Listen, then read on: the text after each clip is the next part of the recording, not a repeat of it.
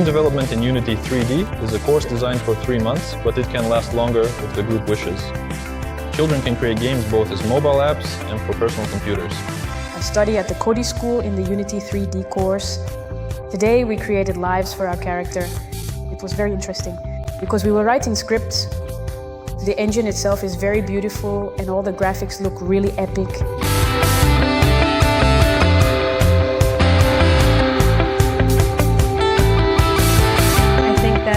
In the future, programming and the profession of programmers will become the most in demand in the world because even refrigerators now come with built-in players and TVs.